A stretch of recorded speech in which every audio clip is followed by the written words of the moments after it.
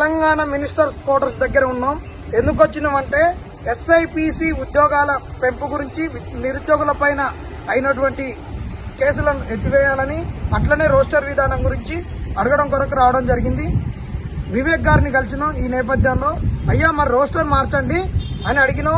ఈ రోస్టర్ వల్ల ప్రధానంగా మాలలకు అన్యాయం జరుగుతుంది, అదేవిధంగా బీసీడీలో ఉన్నటువంటి అభ్యర్థులకు జరుగుతుంది, ఈ కింద కులాలు ఉన్నటువంటి ఎస్సీలకైతేంది, ఎస్టీలకైతేంది చాలా అన్యాయం జరుగుతుంది. ఈడబ్ల్యూఎస్ ముందుంది, ఈ రోస్టర్ మార్చాలే అని మాట్లాడినప్పుడు నువ్వు ఎన్నిసార్లు వచ్చినావు నా దగ్గరికి, అది నాకు తెలుసు మాట్లాడుతున్నా అంటున్నాడు. నేను రాలేదు. మరి నీ కాడికి జాతి మొత్తం వచ్చింది కదా, మరి జాతి మొత్తం వస్తే నువ్వు మీరు పీకి కట్టలు కట్టింది ఏంటంటున్నావు? బరాబర్ అంటాం. ఇలా మీరు వచ్చిన వాళ్ళు అందరూ వచ్చినప్పుడు ఏం చేసినారు? మీరు ఏం చేసిర్రు? మేము ఓపెన్ లో ఉద్యోగాలు కొట్టుకోవాల్సినటువంటి పరిస్థితి వచ్చింది. మేము ఓపెన్ లో ఉద్యోగాలు కొట్టుకున్నందుకు సిద్ధమైన జాతి. మరి నువ్వు, నీ కొడుకు, నీ కుటుంబాలు ఓపెన్ లో పోటీ చేయరు. మీకు దమ్ముంటే నీ అయ్య తాత తండ్రుల కానుంచి మీరు రిజర్వేషన్లలో ఎందుకు పోటీ చేస్తున్నారు? నువ్వు పోటీ చేయొద్దు, బట్టి కుటుంబం పోటీ చేయొద్దు.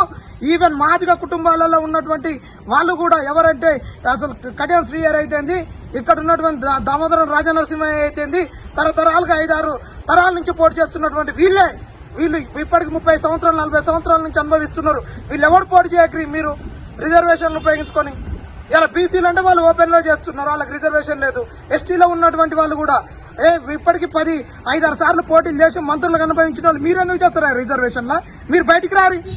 మా గురించి అయితే మీరు రారు, కానీ మీ చుట్టూ తిప్పుకుంటా నీ మంత్రి పదవి ఒకైతున్నా అక్కడ జింకానా గ్రౌండ్ లో, అక్కడ పరేడ్ గ్రౌండ్ లో మీటింగ్ పెట్టించుకుంటా లక్షలాది మందితో. అయ్యాల మరి జాతికి త్యాగం చేసిన పివి రావు గారు ఫోటో ఉండదు, ఎవరి ఫోటో ఉండదు, నీ అయ్యే ఫోటో పెట్టుకుంటావు. ఆ రోజు నువ్వు బీజేపీకి, బీఆర్ఎస్ కు 1000 కోట్ల దండి పెట్టినావు కదా, అదే జాతి కొరకు పెడితే ఇలా ఎస్సీ ఎస్టీ బీసీ బిడ్డలందరూ కూడా బాగుపడేటోళ్ళు. అలా 1000 కోట్లు పెట్టినా, అటు ఒక 1000 కోట్లు, ఇటు ఒక 1000 కోట్లు. అదే 1000 కోట్లు పెడితే రాకపోయిందా?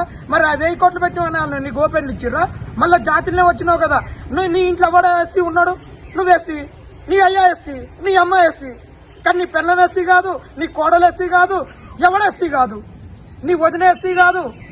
మళ్ళీ మీకు ఎస్సీ రిజర్వేషన్ కావాలి. బరాబర్ చెప్తున్నాం, జోకుడు బేరం లేదు. వివేక్, నీకు దమ్ముంటే నీ కొడుకు నువ్వు రాజీనామా చేసుకొని ఈ ఓపెన్ల నుంచి రారీసారి డీలిమిటేషన్ అవుతుంది. ఎవడైనా 3-4 సార్లు పోటీ చేసిన ఎవరిని కూడా ఎస్సీ కేటగిరీలో అలో చేయొద్దని చెప్తున్నావు. ఇగో ఇది ఈయన భాగవతం. ఎన్నిసార్లు వచ్చిన వాళ్ళందరినీ ఏం చేసినావు? నీ కాడికి వచ్చాలో చోకాలో తీసుకొని పోవాలో చెయ్యాలి. జాతికి అన్యాయం జరిగినప్పుడు ఎవరు జాగ్రత్తగా ఉండరు. ఇలాంటి వాళ్ళను అసలు రాజకీయ సమాజ్ చేయాలని ప్రతి జాతిలో ఉన్నటువంటి మోసకారులను నిలదీయండి.